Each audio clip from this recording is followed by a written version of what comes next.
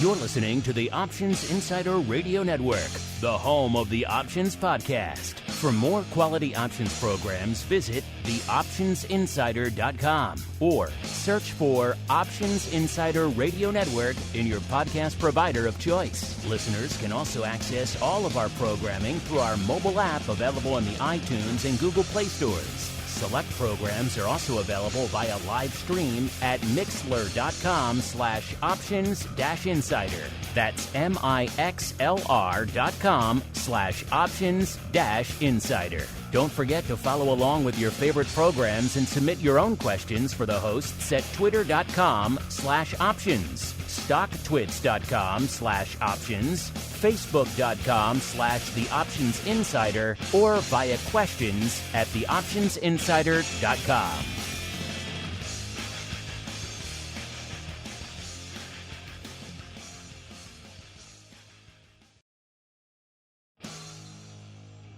And now, it's time for the show that breaks down the options market from unusual activity alerts to market analysis, strategy overviews, listener questions, and much more. If it involves puts and calls, then our all-star panel will break it down.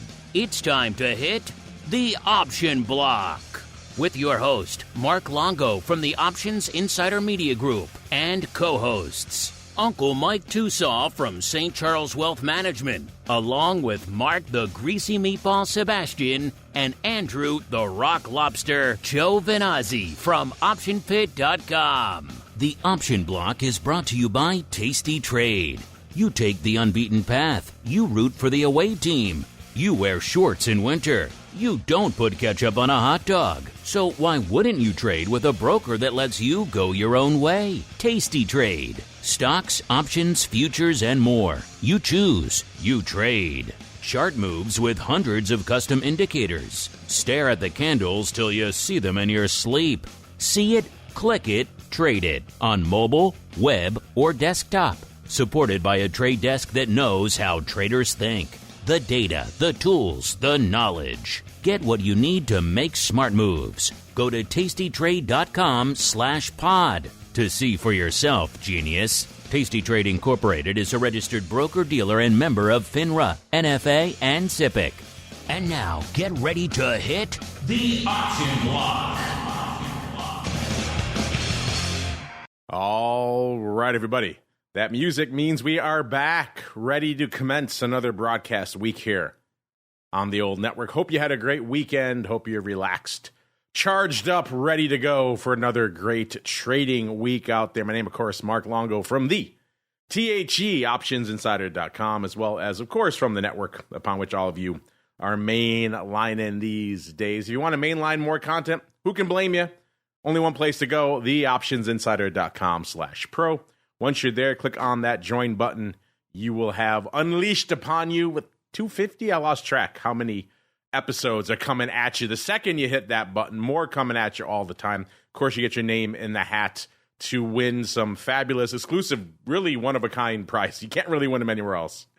Some of these things, we're the only ones who have them. So we've amassed quite the assortment of unique, legendary, infamous options items over the years, and we're giving them all to you because we're cool. Check it out, theoptionsinsider.com/pro. Of course, live streams, questions, pro Q&As, oddities, all that cool stuff, and a whole bunch more.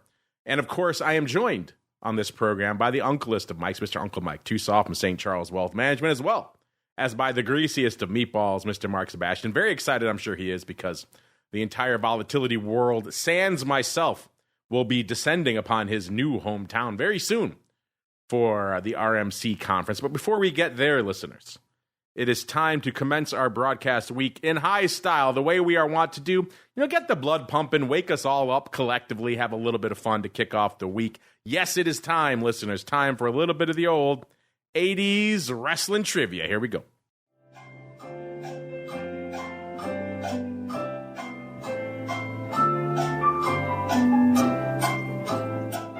It is funny how much this segment has come to resonate with people. I've lost track of how many people have come up to me and said they like the shows, and one of the first things they want to talk about is the 80s wrestling segment.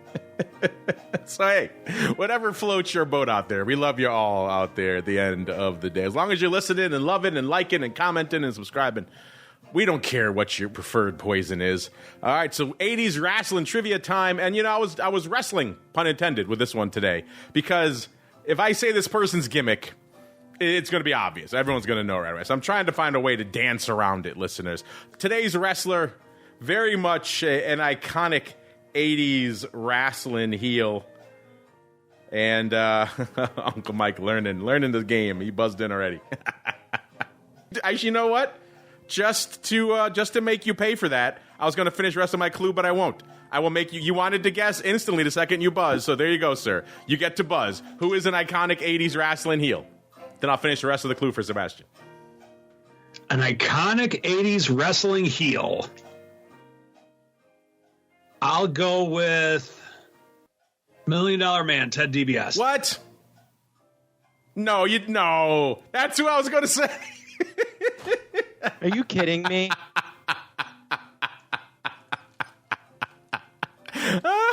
Are you kidding me? I was about to go on about all his other gimmicks and things and how he's currently engrossed in a welfare scandal for millions of dollars, which is ironic because his gimmick was all about money. I was going to get into all of that. But Uncle Mike, I should give you 2 points. I won't because you're already beating Sebastian by too much. But that was ridiculous. All I had to say was iconic. I mean, he is literally an iconic wrestling heel. But you just jump right to $1 Million Man? That is amazing. Wow. Okay. Hey, I mean, it's like when, I claimed umbrage, and then so I tried to play the game the way you said it was going to be played, and I still won. I made you live up to your own rules. You said when people buzz, they should have to guess, so I made you live up to that. But you never said that was going to be a rule. Well, I don't know. I changed it now, so there you go. You got to roll with the punches, and you did. To your credit, all you needed to name that tune was one note. You got $1 Million Man. All right, yes. That's impressive. That was this week's person, listeners. I guess you don't get any more. Look him up if you want to know about 80s wrestling legend Ted DiBiase. He's still cooking, one of the few who's still alive. And ironically, because his gimmick was all about money, now embroiled with his son and Brett Favre, weirdly enough, in a Mississippi state welfare fraud to the tune of millions of dollars. So if you're intrigued by any of that, check it out as we keep on rolling right on into the trading block. It's time to break down the latest topics, trades, and trends in the world of options. It's time for the Trading Block. Man, I had a whole shtick planned and everything else. Uncle Mike tossing it all out the window. So if you're one of the handful who don't like the 80s wrestling segment, be thankful, Uncle Mike, this week, because he got us out of there real quick. All right. To the world of trading, we glow. We glow, yeah. Pun intended, ladies wrestling. To the world of trading we go with the Trading Block, listeners. And coming into the show today, we saw a little bit of trouble with the markets towards the latter portion of last week. Things seemed like they were a little bit topsy-turvy. We got some upside on the screens going into the weekend on Friday. The question was, could this persist? Which direction is this market going to be heading in? At least for right now, coming into the start of the week, that answer is once again to the upside, firmly, very firmly in the green.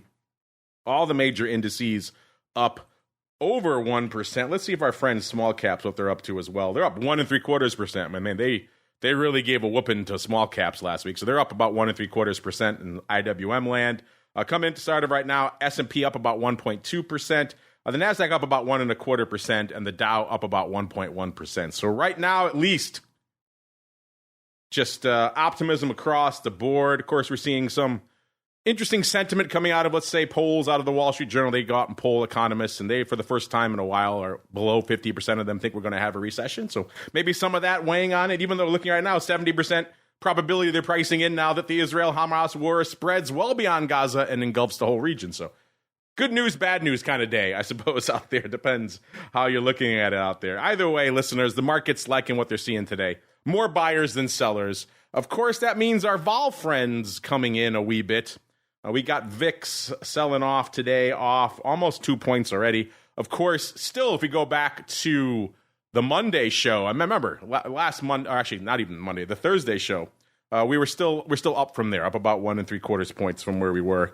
We got almost up to a 20 last week. Obviously, it was a weird week. They came for it early in the week, really just kicked the crap out of vol. I can't be angry. I had a VIX put fly, and I had UVIX puts, post-split UVIX puts.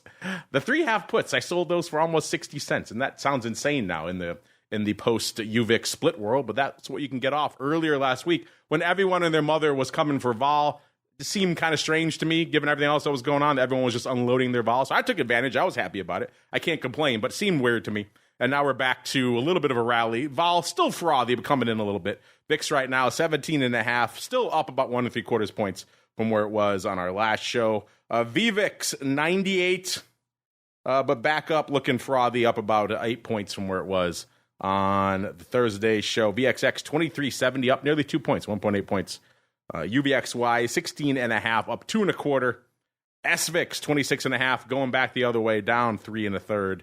And our old friend UVIX 35.15 when we kicked off the show, puts it up exactly 6 points from where it was on the Thursday show. And of course, if you go back to the Monday show, it's up 10x literally because it had a reverse split, listeners. So crazy times. If you want to hear some UVIX fun, I encourage you to check out Vol Views on Friday, or of course the Options Oddities we did later on for the pro folks on Friday, where of course I related my saga on the dealing with unwinding those UVIX puts post reverse split. A fun saga. A lesson was learned for all.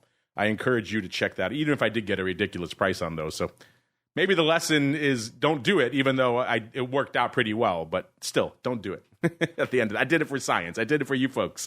A learning lesson. All right, a lot to unpack. We got to start with the Uncleist of Mikes. Clearly the man who empathically just knows when the $1 Million Man is coming. Clearly, he is in tune with that gimmick. It makes sense. He won as a consolation prize IRS last year, so it would make sense that he would be in tune with the other half of that gimmick, Mr. $1 Million Man, a.k.a. the real money gimmick guy. Mr. Uncle Mike, A, your enduring thoughts on a man who clearly speaks to you, the $1 Million Man, as well as B, what's catching your eye in today's Uncle Mike markets? Well, I mean, in terms of the $1 Million Man, one of my favorite things that he did is when he was first coming onto the scene as the $1 Million Man in the WWF, he would go around to places and say, "I'm the $1 Million Man. I don't want to wait in line for a table. How much is it? How much do you need to get me a table right away?" "Oh no, sir, you have to wait. There's a 30-minute wait." And he starts whipping out $100 bills, and then magically him and Virgil are seated right away. And then he goes to the public. My favorite one is when he goes to the public swimming pool and he says, "You know what? There's too many people here. I want the pool to myself. I'm the $1 Million Man. I get what I want." The guy says, "No, we can't do it. It's a public pool. People pay their taxes to be here." And the $1 Million Man says, "I pay more taxes in a month than these people all pay in their lifetime. I want this pool to myself." So he starts whipping out his $100 bills, and then magically, the guy that runs the pool just says, "Hey, everybody, we got to leave. Everyone has to leave the pool. There's a chemical problem or something." The $1 Million Man gets the pool all to himself. And his model for it was everyone has their price. What's your price? And so I thought that was very, very relevant of the materialistic world with which we live. The $1 Million Man doing what he does. By the way, you mentioned his valet, Virgil. You want to get depressed? Look up some stuff about Virgil and what he's up to these days. Yeah, Did you see that he set up an autograph session on Vince McMahon's Walk of Fame star? Yeah, it's not. None of it is good. That's what's going on with that guy these days. Kind of sad. I mean, Ted DiBiase scandal, that's not good either. But yeah, Virgil not had a good run post Virgil. Let's just put it that way. Well, and with Ted DiBiase, him and Brett Favre, they're innocent till proven guilty. And I don't think have they been proven guilty yet? I mean, I know they're charged with everything under the book, but what's going on with that? I think the son is the one who's in the most hot water. Ted DiBiase Jr. He embezzled, I think, the most funds. I think they're criminally charging him. I'm not sure if it's a criminal charge for the dad or not, but yeah, they're all involved in this. Apparently during the pandemic, the Mississippi State Welfare Fund was just paying out money to a whole bunch of former celebrities. It's very weird. Yeah, I don't know. I mean, I'm going to reserve judgment and let our justice system do its thing. I mean, if he's guilty, he's guilty, but he's the $1 Million Man. He can probably hire a good lawyer, you'd think. Him and Brett Favre can pool their resources and get a good lawyer, I would say. But anyway, in terms of this marketplace, looking at the S&P today, it's definitely bullish. It's definitely a $1 million man bullish type of market today, that's for sure. So we have a little bit of a jump. Vol is down. The VIX is down at the 17.5 level. So excited to hear Sebastian's comments on that coming up here in a little bit. With that, bonds are still holding. They're not going way down or way up by any means in general. I mean, they are down a little bit on the day-to-day, of course, but we're still holding at kind of the levels with which we've been holding for a while now. And so we may be at a bottom for the bonds. We shall see. So that's one other thing that I'm looking at that's lighting up my tape, that's for sure. In terms of the sectors, with what we have going on in the sector world today, consumer discretionaries, looking at ticker symbol XLY on the sector ETFs. That one is up a little over 1.5% on the day-to-day, roughly. And looking at technology, we're not quite up 1% in the technology, but we are up. And like I said, it is hard to have a very nice big rally if technology is not totally on board. And technology is not totally on, it's on board, but it's not leading the charge today by any means. We have energy up just a little bit under 1%. And in terms of some individual names with which I'm looking at, Microsoft up $6.50 on the day today. That's a nice little move there. And the other thing that I mentioned technology, the other thing with which we're going to, in my opinion, we're going to have to get this stock on board if we want to get a market rally, would be the fruit company, Apple. Since we've been doing this show, how often have we had a major market rally without Apple having a major rally? I'm willing to bet we can probably count it on one hand the times that's actually happened over the course of the last 10 years or so. Of course, we have the big movers and shakers on the day-to-day. We have, we have NVDA not being a very big mover and shaker for NVIDIA, up a little bit over 1%. We also have Netflix up little almost $7 on the day-to-day. So we are getting some scattered movement in scattered places from where we are today. And what's interesting is that if the leaders come on board, we could get a much greater rally. It's kind of like one of those football games to where back in the 80s to where Walter Payton might rush for 50 yards, but the Bears have a big passing game that day. You don't see those very often, but they do happen from time to time. That's what I'm seeing today in the market. All right, now we go down to the forthcoming home of all things volatility this week. So we're looking forward to some insights and some conference updates from the Meatball here, maybe later on in the week, on either the option block or indeed on vol views later this week. A, Mr. Meatball, how excited are you to have the vol world come into your neck of the woods? B, have you recovered from your shock that Uncle Mike was able to pluck the $1 million man out of the ether with basically no hint? All he had to say was 80s wrestling heel, and he went right to it. And then C, what's catching your eye out there in this decidedly Uncle Mike type of day? Very much upside, sir. Yeah, I was kind of looking at this on Friday. I don't know I forget if you and I really kind of dug in, but if we didn't get a major attack over the weekend, vol was going to come off and markets were going to pop, and they did. Now we're at a spot where I think we got to make some decisions and things might change a little bit. Oh boy, Mark, did you see this giant red candle that just hit? Is there some news that literally just broke, or are we just gonna did we just get a seller? Because that was right now. In the last minute, the S&P dropped about 10 points. This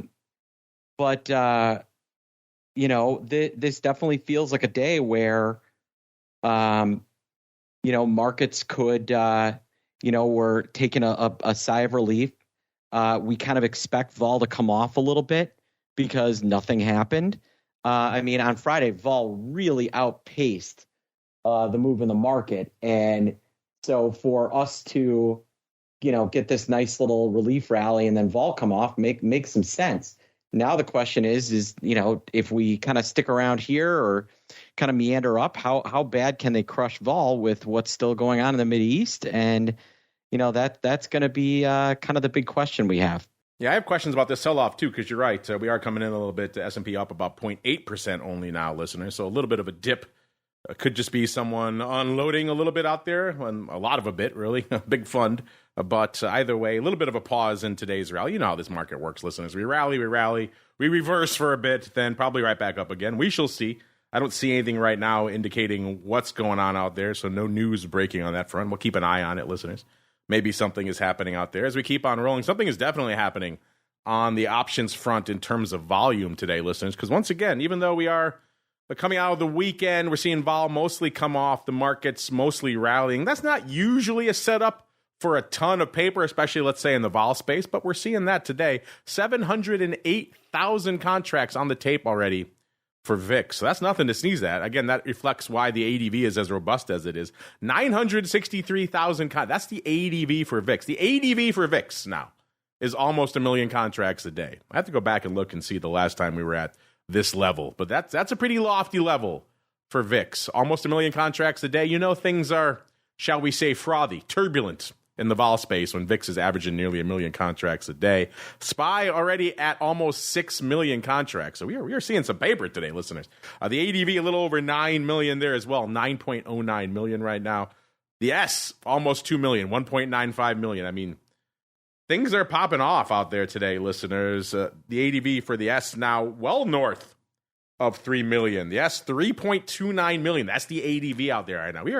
We're talking some serious paper out here these days, listeners. You know, we were joking about the dog days of summer and how much surprising paper we put up in that environment, but looking at it now, it's crushing all that. Let's see here. The S right now, top 20 most actives, and we've got two managed to sneak into the top 20, listeners, that are not expiring today. If we go all the way out to the top 40, I see 3, I see 4, I see 5. So once again, 5 of the top 40. That's kind of our magic number. Not expiring today. That means 35 of the top 40 most active contracts in SPX are going the way of the dodo at the end of the day. The most active contract that isn't expiring today, we have 28,000 of the 4,200 puts expiring on the 20th. So that's actually a fair way off for the modern equity space. Go listen to our TWIFO show, listeners. See how much paper we talk about in, let's say, the E-mini options that is not expiring within 3 or 4 days. Spoiler alert, not a lot. It's all, at least 50% of the paper is always within a few days out there. It's just crazy how much paper is become so near dated out there. In the S, small caps looking decently robust today. 547,000. Doesn't look as good when you see that their ADV has now exploded to 1.3 million. Makes some sense given the price action we saw out there last week. They really came for small caps last week. I don't think we're going to be able to sustain 1.3 million in IWM. If we do, things are probably looking pretty bad for small caps. So keep an eye on that, listeners. And the Qs, 2.25 million already right now. That's nothing to sneeze at. The ADV is now north of 4 million in the Qs, 4.05 million. So across the board on the large macro front, things are looking pretty volume heavy. Of course, for a while now, we've been saying the opposite is true out there on the single names. And you know what? I think that's the case again today. Spoiler alert. I'm just looking at some of these top names. I might have to run it again just to make sure, listeners, that everything is copied. Yeah, that's where they are. Wow. Okay. Let's get to it then, listeners.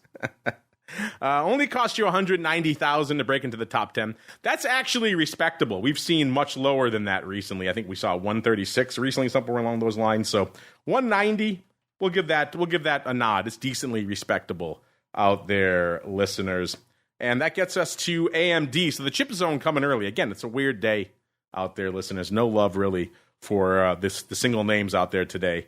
AMD up about a little over $1, about $1.15, trading right around 106.25 right now. It's had, looks like, about a $2.50 range, 107.48 on the upside, 105.03 on the downside. So a nice little range, kind of almost exactly in the middle of that range right now, and good for the number 10 spot. Number 9, listeners, the artist formerly known as Facebook. It is Meta, 193,000 contracts, trading a little bit shy of 320 right now, 319.44, up about 4 3/4. Again, we were just talking about it.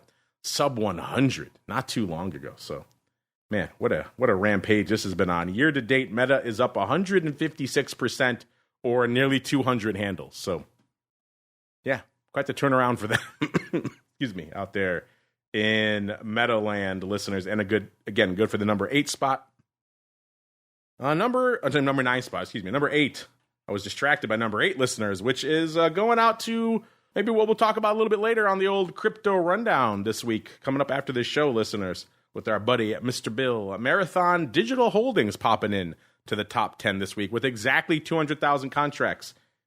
They're trading 8.13, up about 42 cents today, or about 5.5%.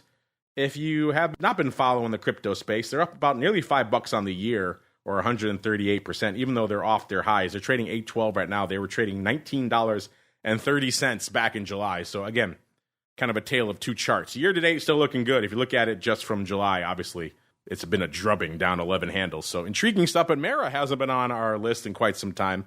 Making it there today, listeners, at number 8, 200K exactly. Number 7 is a usual suspect. It's good old Softy, now officially the owner of Activision Blizzard, I guess we can say. So interesting how long that took to be announced. They announced that, a year and a half ago, almost 2 years ago now? And yet finally getting done out there. 217,000 contracts on the tape. Microsoft up 333 and a quarter, up $5.50 today. So quite the lift out there for good old Softy. And then number 6, Bank of America. You know we're in earnings season when we start seeing some financials break into our top 10 listeners.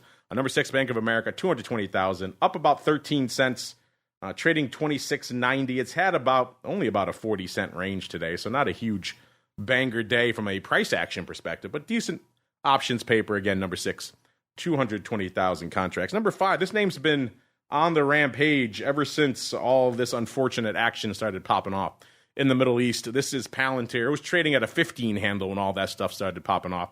It's at 17 and a quarter today, off about a dime. Of course, it got as high as 17 and a half bucks today. So it's had a nice rally in the last week and a half, but giving up a little bit out there today, but still good for number 5, 221,000 contracts. Again, number 5, listeners, and we haven't even passed 250,000 contracts. That shows you the kind of day we're having. Number 4, let's go out to the Amazonians, 377,000 contracts. 132 even is where they're trading right now, up about 2.25 on the day. Let's see. They've had a little over a $2 range, 132.5, I should say, roughly on the upside, and 130 and a little bit shy of a half on the downside today. So hanging out close to the upper band of that range. And again, good for number 4, 377,000 contracts. Number 3, it's the tip of the AI spear. It is NVIDIA, 456.62 right now, up about exactly $2 on the day. They've had a range of 449.12 on the dark side and 462 and about a quarter on the upside. So quite the banger day here for good old NVIDIA. Hence, I guess you can say decent paper for them, even though we've seen them do much more. Just a weirdly light day across the board, listeners. So a decent activity price-wise for NVIDIA, not translating into a boatload of paper, but still good enough for number 3. Number 2, it's the fruit company, listeners. 517,000 contracts on the tape. Apple, 177 and about a half, off about $1.40 right now. They've had a range of 179.08 on the upside and 176.51 on the dark side today. So interesting. About a $2.50 range out there today, and they're hanging out about $1 from the bottom. And then number 1, this is kind of what surprised me earlier, listeners, when I was crunching the numbers for the show. Tesla, number 1, obviously, but usually you've been listening to the show for a while. You know Tesla at this time of the show, usually good for 1.2, 1.3 million contracts. Right now, 638,000. That's a whole heck of a lot of nothing. Still good enough for number 1, but if ever there was a day when somebody was going to kick Tesla to the curb for the number 1 spot, it is today, and yet no one can muster it. 638,000 is all it takes to top the list. 252 even is where Tesla's hanging out, up about 90 cents on the day. They've had a range of 248.48 on the dark side and 254.17 on the upside. So a decent range on the day, but again, not much paper. And in terms of paper that I mentioned, we are kind of kicking back off earnings season. That means you're back in it, listeners. So if you like yourselves a little bit of options, earnings, and volatility analysis, we got you covered here on the show and indeed on the website. Remember, head on over to theoptionsinsider.com. Click on the Options, News, and Articles tab for literally all these and many more that we're about to break down in terms of their straddles, what they've done in the past, what they're pricing in going forward, how much earnings impact we've seen out there, all kinds of fun stuff. Today we got good old Chucky Schwab popping off. Tomorrow we've got Bank of America. and Goldman and J&J and United Airlines and IB and the owners of a cool arena down the street here, Wintrust. And then Wednesday, we've got P&G, Morgan Stanley, Abbott Labs, NASDAQ, Ally, Tesla, good old Netflix, and Discover Card. Thursday, AT&T, American Airlines, and Nokia, as the Finnish like to say. And then Friday, we have Amex, a.k.a. American Express, not the exchange, and Comerica. So a lot to pop off out there. Let's run through a couple here really quickly. We literally have dozens for you to check out, listeners, when we go on over to the website. We could do the whole show on this if we wanted, but we won't. Bank of America popping off before the bell tomorrow. 26 3/4 is where they were when we ran these numbers. They're pricing in $1.25, listeners. In the past, they've moved about 75 cents. So 50 cents, roughly, more juice in Bank of America. We've talked about it before. It does seem like, at least in the early blush, more juice is the way a lot of these names are leading, which is kind of interesting. Maybe it puts the lie to some of that stuff we were talking about at the top of the show, that economists expecting a bit of a softer landing. They're not, in the earnings front, they're not pricing in a softer landing, that's for sure. Let's go out to J&J. Let's see if we can keep the party alive. 17th before the bell. 156.85 is where they were trading. They're pricing in 379. In the past, they've moved 352. So more juice, but not a ton. Interesting out there. Amex, 16 3/4 is where they were trading. They're pricing in 78 cents. In the past, they moved 43. So comparatively, that's actually a fair amount percentage-wise of extra juice out there in Amex. So looks like we're 3 for 3 on the more juice front. Listen, let's go out to United Airlines. 17th after the bell. They were at 38.72 when we priced it up. Their straddle, they were pricing at 233. In the past, they've moved 212. So about 21 cents worth of extra juice. Not nothing. Decent little amount out there. Abbott Labs. Wow, they're pricing in some change. 18th before the bell. 90, almost $91 is where they were trading. They're pricing in about 4 1/4. In the past, they've moved 2 3/4. That's a heck of a lot of extra juice in Abbott Labs, listeners. My goodness. Wow. So far, we are 5 for 5, actually, in terms of names we're looking at here that are pricing in a heck of a lot of extra juice. Let's keep on rolling. Let's see. Our buddies Ally, 18th before the bell, 74.5, or it should be 24.5. Easy for me to say. $1.50 is what they were pricing in. The past, they've moved about $1.30, so 20 cents worth of extra juice there. Let's keep going. Netflix. Oh, maybe they're bucking the trend. 18th after the bell, 355.68. They're pricing in $27.33. In the past, they've moved $39 3/4. So a wee bit less juice, a little bit off the top there in Netflix. So they're bucking the trend, at least out there. Let's go out to Tesla, another name you folks like to trade. 18th after the bell, 251.12 is where they were when we ran these numbers. They're pricing in $14.55. In the past, they've moved $15.79. So Tesla joining the less than vol club as well. Interesting. So it's not all across the board more juice. It's just most of the names looking at a little bit juice heavy. Again, if you want to see all these names for yourselves and a whole bunch more, listeners, let's do AT&T really quickly. 19th before the bell, 14 1/3 is where they were trading. They were pricing in 65 cents. In the past, they moved 70 cents. So pretty much roughly in line with what they've performed at in the past. So interesting stuff here. Again, you can see there's literally dozens upon dozens more we don't have time to get to here, listeners. TheOptionsInsider.com, the place to go. Right now, with a whopping 15 names reporting, our season is hanging out at exactly 103%. So, spoiler alert, that's going to change as the season progresses. But 15 names under the old hat so far to crunch as we kick it all off again. Our long-term average is down to 90% now, which is kind of interesting. I'll have to go check and see. Sometimes I think if they're doing a rolling, I think it must be roughly 3 years.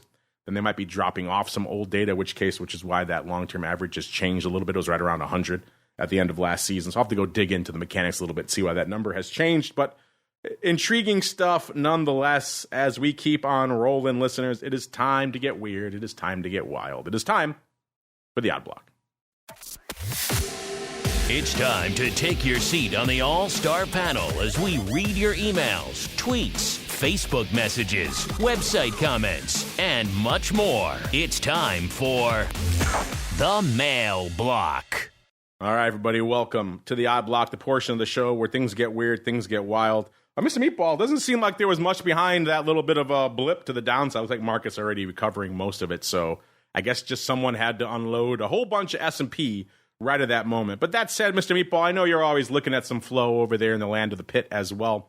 Anything catching your eye today or this week before we get into some of the paper we got here, sir? Yeah, we saw, a ton of flow in a lot of these midstream energy companies, energy transfer, Bloom Energy, which is, some hydrogen company.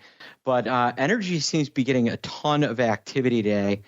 And then the one that really threw me off was Comcast. I don't know if you're going to talk about this one. We are not, so have at it, sir. Trader for Friday bought 30,000 Delta Neutral Comcast, the 52.5 put for a quarter, tied to stock. Might be the 53.5. 1 second here. CMCSA. It was the 50. I'm sorry. It was the 53.5 put. They bought Fridays October 20th, 43.5 put for a quarter, and they bought 1.1 million shares of stock against it. Really interesting. No earnings, no nothing. Just a big, huge opening 30,000 lot for Friday. In the money puts? Out of the money puts. So the stock is trading 44.16. They bought 30,000 of the 43.5. Oh, you said 55. I know. I meant 43.5. I was like, that's a weird way to do it. Okay, all right. I know. They paid a quarter for those puts and then bought 1.1 million shares of stock. Thought that one was kind of eyebrow raising. I definitely like it better than a 10 handle in the money put for a week to go. That would be a weird play. Yeah, that's a weird one. We've been seeing a lot more of this lately. Whenever we get together on oddities at the end of the week. There is just an explosion of 1 day or at the most 1 week paper going up out there. I think this 0-day trend is obviously spilling over into other names. And names you would not expect either. Names you would not associate with big explosive 1-day moves. Like people loading up on 1-day upside calls and let's say Sirius XM, for example. Not a banger name. Right. Not a huge mover, not a meme stock, not a biotech that you might expect that kind of paper in. The weird names are starting to make it onto this whole 0-day or a couple of day palooza, and names that you never would expect. And for the most part, listeners, they don't work out. We come back and check them out. They do not. And it's like, wow, they wasted a lot of money, 700, 800 grand on a 1 week swing of the bat in a name I could have told them earlier probably wasn't going to work out. So yeah, we're seeing a lot of this. Comcast, I don't know, banger name that you would want to buy a ton of weekly paper in. I don't know. I don't know if that would put that on my list either, but probably a little better than Sirius, just the fact that it's a pricier name, so it has a little bit more room to run. But yeah, that's a lot of weird stuff. If you want more of that, listeners, of course, we get into a lot of it over there on the old Options Oddities, listeners. Oh, all kinds of fun going on over there. Weird stories, talking ourselves into terrible trades. I still blame you and the Rock Lobster for talking me into Verizon, Mr. Meatball. That's on you. That's on him. All right. It is on him. That is on him. You're right. He was talking up a good game. Of course, it's my fault. I kind of talked him into Oatly. So we all have our sins on our hands at the end of the day. I may have talked him into Vodafone as well. So it's kind of an equal give and take. That worked. It did work early on. Right. It did work. If you did it right, it did work early on. All right, let's keep on rolling. Let's go to Apollo Global Management. Ticker symbol APO out there, listeners. Private equity name out there. They invest in a whole bunch of stuff. 87.42 is where they're trading right now, off about 14, almost 15 cents. Let's see. So that's kind of a decent little downside day for them today. On the year, though, been kind of a banger year for them. My goodness. Everyone's talking about the AI explosion, how much the indexes are up. Apollo, a year ago, was trading $48.92. They're up $38.50 or nearly 80% on the year. My goodness, they have just shot this thing to the moon out there. They hit a recent high of about 93.18, so they're off their recent highs, roughly $6. But still, it's an explosive year, however you want to cut it out there, listeners. My goodness. Banger year for them. And it looks like, oh, these are, that makes a little more sense. I saw this, I said, what? This is, but the fact that they're a little bit longer term than we actually, this is weird across the board for a couple of reasons, listeners. We're just talking about 1 day paper, maybe a couple of day paper out there, listeners. Let's flip the script. Let's go out to January, not January of 2024, not even, dare I say it, January of 2025.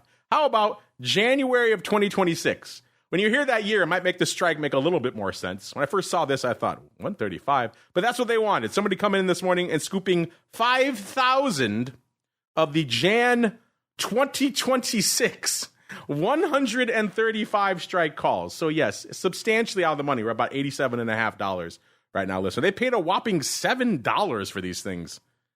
My goodness, the stock of the time was a little bit higher, actually, $87.64 when these went up. I guess they really liked it because they did 5,000 more about an hour and 13 minutes later. So it did a total of, I saw 2 blocks of 5,000. I think they did 1,000 or 2,000 more, total of 11 or 12,000 on the day. But either way, just crazy cakes paper out here in Apollo. You can look at it a couple of ways. Stock's had a nice run, so maybe it is a bit of the old stock substitution. If that's the case, though, you usually don't see out of the money calls, let alone this far out of the money.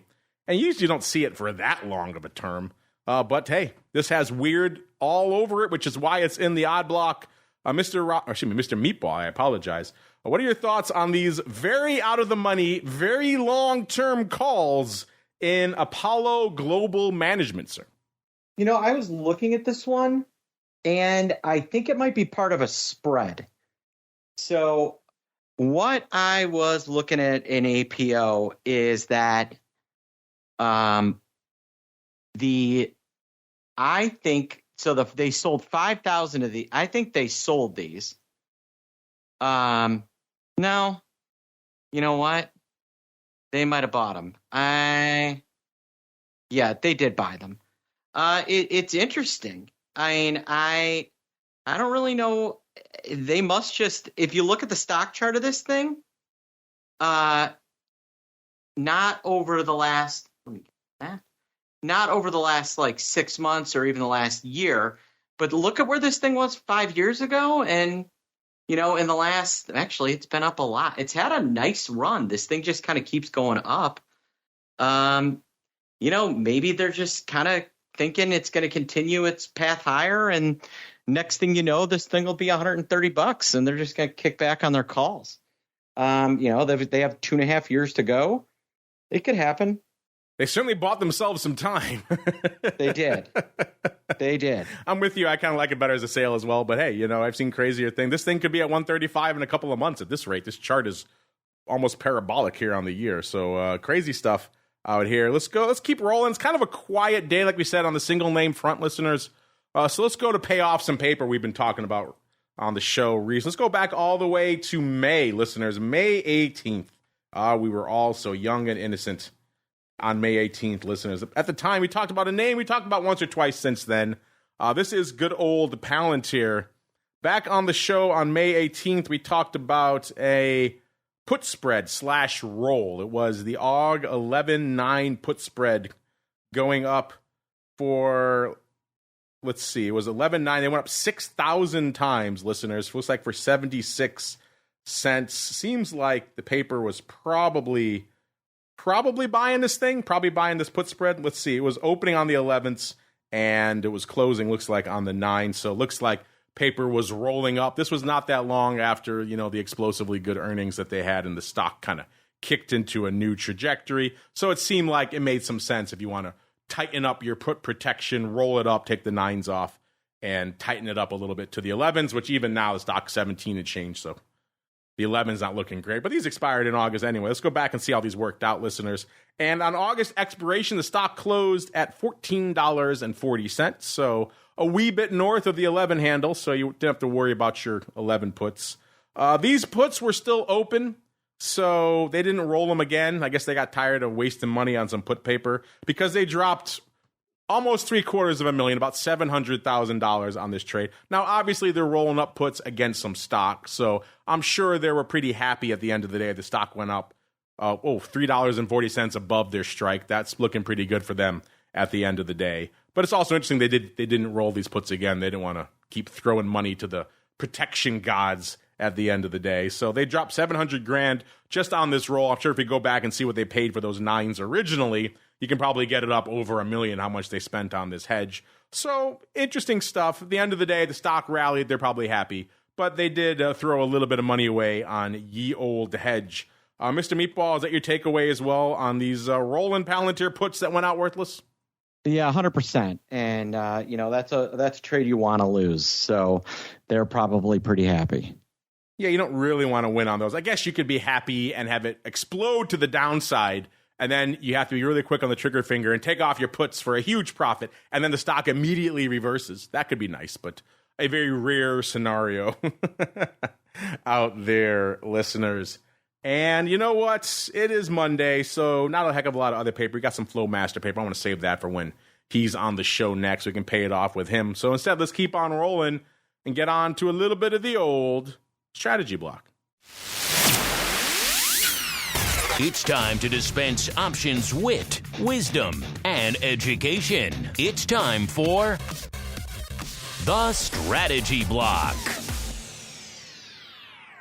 All right, everybody, welcome to the strategy block, the portion of the show where Uncle Mike holds court for about 10 minutes and explains to all of us how he was able to name Ted DiBiase, a.k.a. the $1 Million Man, in about 5 seconds. Have at it. Go, sir. The floor is yours.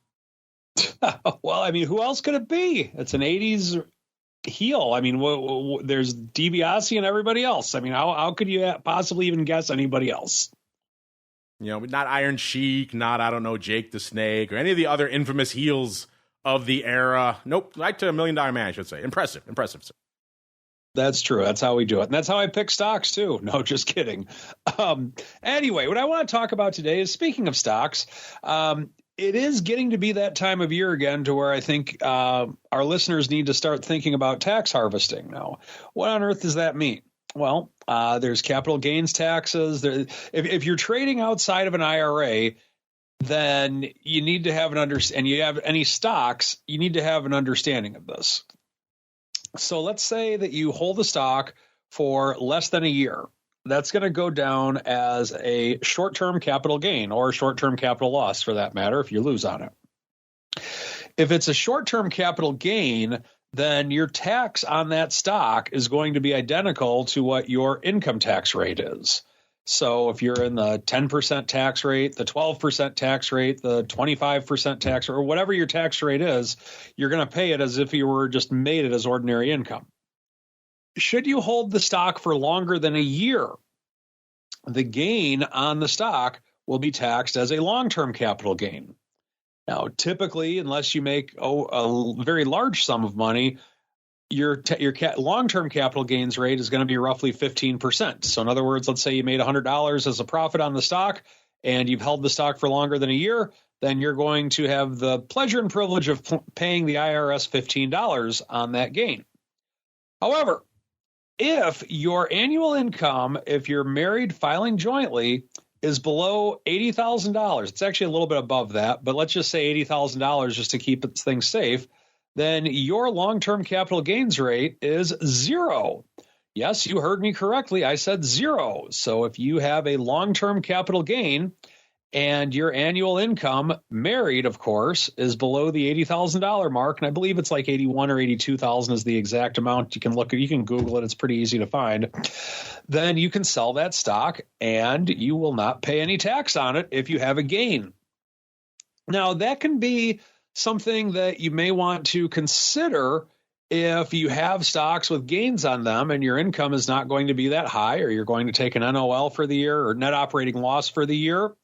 And by doing that, there's no wash sale for gains. So I know I had one of my clients do this a year ago. He actually had Apple for a long time. He's actually one of the same guys that was part of my Apple crew back in the early days of the show, and all we talked about was Apple, it seemed. And he actually, with his business, he was going to be operating at a gain because of all his deductions, was going to be operating at a gain below the $80,000 mark between him and his wife. So what we did was we sold Apple and we paid 0 capital gains on it. Now, we as in him, of course, it's his money. And then he still wanted to hold Apple, so we immediately bought it back. So what we did was we raised his cost basis to the price with which we bought it back at, which I can assure you was much greater than the price we originally bought it at, or the initial basis on it. So that's one thing to look for if you're in that position. Also, let's say that you want to take some losses. You need to get some losses going for the year, but you still want to hold stocks. Well, there is something called the wash sale, meaning that if you take a loss on a stock and then you buy it back within 30 days, you do not get to claim that loss on your taxes. Now, one of the ways with which you can do things like that is, let's say that you still want to have exposure to the technology sector, then you have a bunch of stocks like maybe an Apple, a Google, and an Amazon that are at a loss. Well, maybe you can sell them and then maybe buy XLK. Find something that's similar and hold that for a period of time until you can get back into what you want. There's a lot of ways with which to get around it, but just have an understanding that the wash sale is very real. So with that being said, we are in Q4 now for the year. Taxes are a very real thing, and I would recommend that if you are trading outside of an IRA, that this is something with which you look into. And that is the strategy block for today. This is Mike TOSAW reminding you that everyone has their price. Everyone's going to pay as we keep on rolling right on into Around the Block. It's time to tell you what we'll be watching on our trading screens until the next episode. It's time for Around the Block. All right, listeners, time to tell you what we're keeping an eye on until we can all gather here together. Maybe with the Flow Master, we can drag him out of Austin here for the episode on Thursday. We'll start with the greasiest of meatballs. Mr. Meatball, sir, first off, hey, how excited are you for the vol world to descend upon your town? You got any big plans for RMC this week? And then B, what are you keeping an eye on until the Thursday episode? Well, I'm excited to go check out the educational sessions, meet some people, run into some people I haven't seen in a long time. And, I'm going to just kind of be there taking notes with my head down and seeing if I can pick up a tidbit here or there.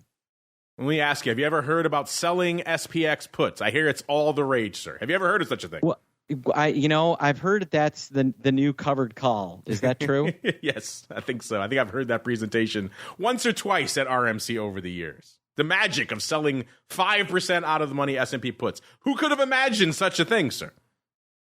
I know. But, I'm hoping every now and again, every year there's like some little, you walk away with something insightful and unique. And I'm hoping to catch one of those today, starting Wednesday. All right, well, we'll definitely check in with you at the very least on Vol Views to get your takeaways for sure from the conference this week. If I can't be there, at least the meatball can be there for us listeners.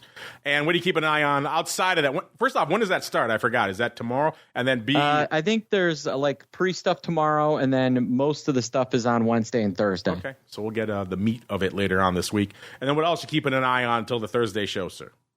Well, we've got a bunch of bank earnings tomorrow, Tesla on Wednesday. What is the market going to look like tomorrow, right? We're having a pretty nice relief rally. Is that going to get some legs to it? And where does the VIX go? We've got VIX expiration Wednesday morning. It was 15.5 at the beginning of last week. It got up to over 20 on Friday. It's currently 17.38. Can it make a run down to 1661? I think I predicted on Vol Views. Yes, intriguing. An excellent year. Can we get there, listeners? A week is an eternity in the vol space, as we all saw this time a week ago. This time a week ago, they couldn't get rid of vol fast enough, and then we shot up to nearly a 20 handle middle of the week, and then came down again. Just crazy times out there. Mr. Uncle Mike, same question for you, sir. What are you keeping an eye on until our next episode on Thursday? Well, I think that we obviously need to keep an eye on Israel just with everything that's happening there. No matter what, this is the one thing that is predictable about Middle East conflicts is they are unpredictable, of course, and just continue to pray for all of the innocent lives that are being lost and just pray for peace ultimately with that. And what I'm watching from a market standpoint, seeing if we can make a run at 4,400 in the SPX, continuing to watch bonds and seeing if this is the bottom with which it might be. And also watching this election stuff coming up. It's going to be a factor in the coming months.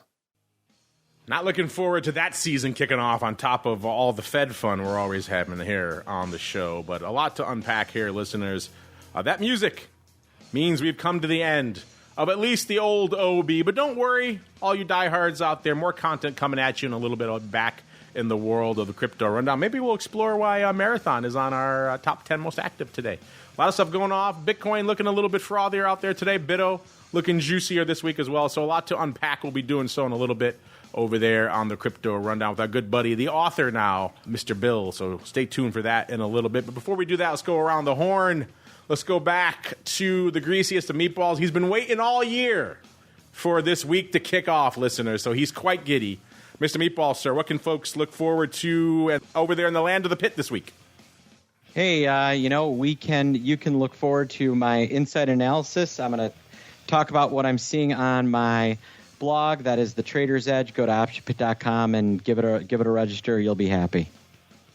So, Mr. Meatball, have you ever heard of selling an SPX put? Have you also heard of maybe buying a VIX call?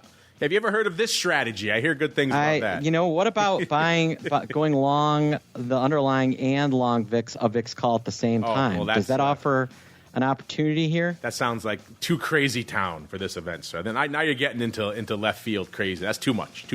Sell a put, buy a call. They can wrap their heads around that. Get beyond that. Get a little wonky out there. In the meantime, check him out for his own brand of wonkiness. Optionpit.com is the place to go, listeners.